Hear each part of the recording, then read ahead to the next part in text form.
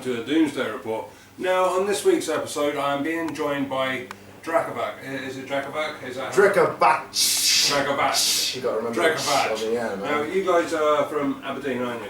We are, absolutely. We're from the granite city itself. Gold. No, it's not gold. It's grey. Never mind. It'd be nice if it was gold, but it's fucking not. It's grey. Silver City. Can I swear? Is it okay for me to say Of fuck? course you can. Okay. Brilliant. That's out of the way.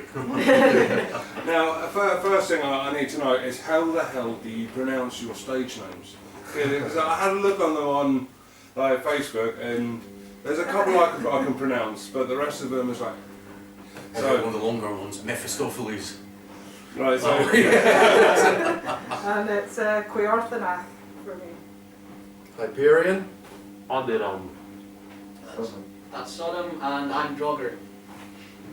Nice one. Now, how did the band get together? Because I understand that you were on hiatus for a while, weren't you? Yeah. I mean, that was quite a few years after we started. I actually bumped into the drummer after a show, and we were in our previous bands, and I literally just approached him and said, "Hey man, we're a star black metal band," and he was like, "Yeah," and I was aware of his passion for black metal prior to offering him the position, otherwise I wouldn't have offered it to him, and it just it grew from there. But it was very much a case of we sort of grew from that point. It wasn't like we went in and went, alright, we're going to be fucking like, Marduk or Golgoroth or Mayhem or Burzum. We didn't go in with like that preconceived idea of this is what we're going to do and we're going to do it. We literally learned as we went along and we found our own sound, Yeah, it's like the sound kept changing every time we had different members as well. Yeah, so whenever a new member would come in, essentially the sound would change slightly as everyone has their own inspirations. Yeah. So yeah. So it's been like an evolution as the band's changed then. Yeah, look man, it's it's fucking natural. It's beautiful. It's what art is. This is like black metal is fucking art. You get a lot of people to think they come into this bullshit and they're like, oh, I've got this, I'm gonna do this, I'm gonna be this, this is gonna be amazing, I'm gonna sound so dark, and it's like, let it grow, let it be its own. It's fucking art, man. Let it grow, do its own thing, Yeah. Now, how productive were you during lockdown? It varies between different members. It's one of those things where it's like when you're a creative being, you need to express yourself, and sometimes when your only outlet is getting together and blasting out those tunes, it's kind of like you do what you can to make the music. I still compose songs and shit. I did my own thing despite the lockdown, but there were some members of the band that were starting to, as it ground on, they started to feel it more and more and more. Yeah. And it's soul destroying, man. Yeah, I definitely felt like I had some motivation drifting away, but even though I tried to pick myself up, I would do all the other guitar related stuff. So I joined this online school for guitarists, and essentially it was more rhythm based, because I noticed I've never actually put as much effort into rhythm as I did into lead. Right. So that kind of spiraled off into its own little thing, so I just kept practicing that. And then eventually, as soon as we managed to get back in together, it just picked up again. When they started to sort of loosen the rules a little bit, you were allowed 2 people in a practice room, so Chris was getting in with Adrian and Max. You can keep those motherfuckers away with a barbed wire fence and some German shepherds. They were straight in there, man, it's as soon as awesome. they said it was good to go, we were in. Yeah, waiting at the door, yeah. Now, you guys played Bannerman's last night. How did that? Was it Bannerman's? No, you didn't play Bannerman's. No, we're just playing this one, man. It's just this one you were playing. Yeah. But hey, you know what though? Saying that, I mean, the show, from what I saw, was cracking. The crowd were dead into it. The bands had a great time, and that's what's important, man. The bands have a good time. Have a good playing experience, and the crowd comes away with a smile on their face. Fucking job done. Right now, see going forward from tonight. What are the plans moving forward with regards to other gigs, touring, recordings? Letting more videos come out. It's just business as usual, man. The current focus is trying to get back out there again, and get the name out there. We're working with some awesome people at the moment, trying to put some decent stuff together. Shout out to Gavin Davies, you're awesome, bro. We're working with some good people like Paul McMillan and stuff, and they're helping us, push the band's name out there and get us out there. It's all about exposure at this point, making people aware that we're here and we're producing a fucking ungodly, brutal sound, and they need to come and fucking check that shit out, because if they miss it, it sucks. Yeah, because this is actually the first time that I'm getting to see you guys, because I've been aware of you for a couple of years now. But obviously with you being up the north and us being down here, I've not had the chance to see you. Yeah. So how often do you get to play in Glasgow? We've only played once, I believe. Once previously, yeah. Like This is 2 just years the ago, second it was audio. That's right, yeah. This is actually our first gig post-lockdown, so... Yep. That was with Drekavac and... Draconis Yeah. and a local death metal band, I can't remember the name of which. The singer didn't like bananas. Now, what's been your favourite gig to date? Because you do play a lot up north, don't you? Not so much. No, I mean there's not a massive sort of black metal following in Aberdeen sort of area. We've played a couple of gigs, but I've got my we personal tend favourite. to. Forest Fest. Remember That that was was like in probably Yeah, the thing with Forest Fest, it was all about the crowd. Like, the crowd were fucking nuts. Those guys are crazy and they're awesome. It was like a very mixed gig, so you had like all varieties of genres, but because like people who went there, they were so like passionate just to see any like live music. So it's like any band that played, they gave so much support that it was just so enjoyable to play. So for me, it's definitely Forest Fest was probably the favourite so far. I think Chords of Belial as well in Dundee. That was a good one. Yeah. It's all about the energy, because you can get it from like 500 people in a venue, or you can get it from 50. It depends on how much the crowd is into it and how much energy they give to it. Man, I've been fucking gigs where I come out and it's like, "Whoa!" You know what I mean? It's like it sucks the energy straight out of you, and that's literally what it was like. And you know, it's one of those things. You know, it's a symbiotic relationship, man. You got fucking, you know, you give energy, you get energy, and it builds up, and you know, it just creates an amazing experience for everyone involved. You know. Well, how do you find it up north? How you saying that there's not like a large black metal scene? How do you find it with regards to getting gigs? Is it really relatively hard?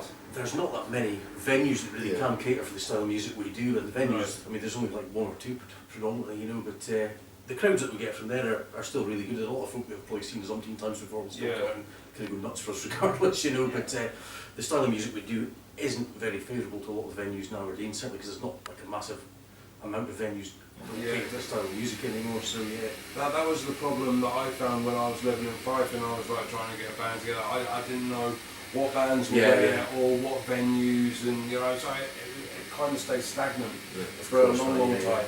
You get people who end up putting on like very like small, like kind of like parties almost like shows. So it's like essentially like a practice rehearsal room, and they basically get like the entire place filled up with like 50 or so people, and it just feels like very cramped. But usually it's like those kind of places are more like common for extreme music. Yeah, because they're normally people that are too young to drink. So it's like they get to sort of bring your own booze to these sort of things, But it's one of those things where it's a case of it's who you know, not what you know. You can know everything that you need to know about the local scene and the music itself. And if you don't know the right people, you can't position yourself to get these opportunities, whether it's a small, intimate gig or something much bigger. You know. No, so it's just a case of like getting your name out there and getting as many people knowing who you are as possible to get those gigs. Absolutely, man. Fuck shit up from coast to coast, you know what I'm saying? Now, has there been like a main inspiration behind the masks? It was kind of my idea because I used to be, I used to do the makeup.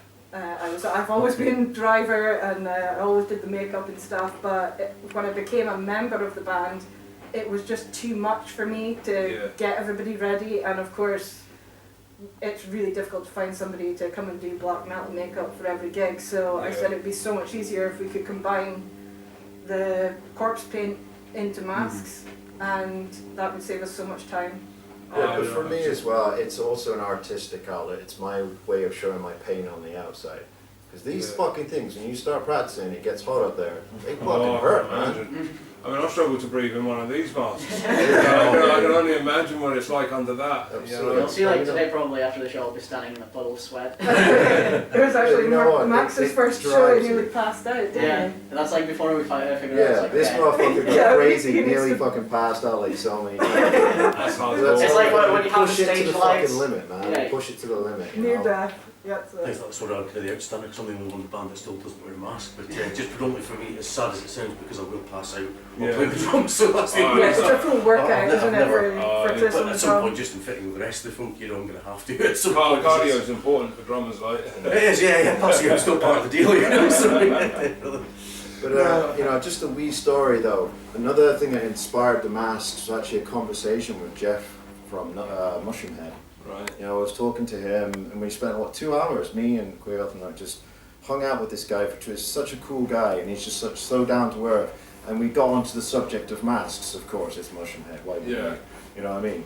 And it just inspired me what he was saying, because what he said made a lot of fucking sense. And there was a little bit of apprehension because of the you-know-what association, and you know what I mean. You know, I thought to myself, fuck it, I'm not going to limit myself artistically in how I want to, you know, convey the band and express the band's image, just because a bunch of dickwads think it's funny to make comparisons, you know. Well, that's the one thing that I've noticed, you know, in music over the years. It doesn't matter what style it is, what genre it is, there will always be comparisons to something else. Absolutely. You know, and I see a mask as, well, personally for me, it would be a different way of feeling comfortable on stage. You know, you can let your energy out. There's no inhibitions. You don't have to worry about what your face looks like because no one's going to judge you. Hey, look, we're all gorgeous people under these masks, but, you know, sometimes. that's where front rower is the wonderful thing, because you can just hide behind symbols, you know, cover the entire front of the drum kit with symbols. Now, in terms of recordings, what's out there? We've got a few actually, yeah. I've got like the very recent, last year release. We've done 2 singles. Yeah. We're currently, hopefully in next year, we'll start looking for places to record like some new material as well. Just a matter of finding out the people that we can work with, because the previous guy that we worked with, he was great. Yeah. But I got to the point that he got so much demand that his prices started going way too much that it's getting like very... The thing is, man, you know, we realized this the hard way, that we need people with passion and have the vision to be able to bring out the true sound of Drekavac and to do it any justice, man. So we're not looking for some guy just to twiddle some buttons here and there and off you go. We're wanting somebody that's got vision, got an idea, is able to realize and understand and really get his mind around what we're trying to do. We're not looking to half-ass this. We want to do it properly. We want to do it all the way. And obviously that comes with you know, you pay for kind of what you get, and obviously these things can get a bit expensive. You can tell when there's a lot of heart being put into it, and when it's just somebody who wants to get paid at the end of the day. Yeah, it's just a job, Yeah, you And can tell Drekavac has got a massively. brutal soul, and it needs a brutal mind to bring that soul any justice. Awesome. Now, if you guys could give a shout out to, well, anybody watching this, you know, new fans, you know, listen to your stuff, buy your merch, what would you say to them? Thank you. It's a damn good question. Thank you. Like maybe in a couple of years I'll be able to afford some bread. No, we appreciate all Yeah. the support, any support we can get, no matter how big, how small. It's Love the our same, you know. fans. It doesn't matter whether you're a big band or whether you're a kind of up-and-coming band. I mean, the fans are who put you where you are. You know, Yeah, it doesn't matter how exactly. good you think you are or how good your mates think you are. You know, it's the guys that haven't heard you before, people in other cities that The fans put are you on the important. map, basically. So to them, we're extremely not supportive, appreciative for all that. Yeah. But yeah. Even like getting like messages from you know, like on the band pages from like random people that say like, oh, I just found you on Spotify, or found you on, you know, through like these people. It just like feels so great. It's like, oh, somebody's, you know, actually took their time to listen. Yeah. Especially when you it's see great. the locations some of the people are coming from. It's like global. The people Yeah, that some of the bought places stuff we've through, just send merch to is So, we've had to where's send to the the furthest? Like South America. Wow. South America, Yeah, all over the world. Finland, somebody bought some from. Indonesia as well. So Yeah. Nice one. All I gotta say is, you know, fucking much love to our awesome fans. They're fucking maniacs and we love them. And a big fuck you to anyone that's doubted us. Right, well, that's that. What can I say apart from thank you so much for taking the time out to speak with me, guys. It's our Thank you pleasure. for having And us. as always, I've been Esteban. This has been Drekavac. And this has been the Doomsday Report. Keep it metal.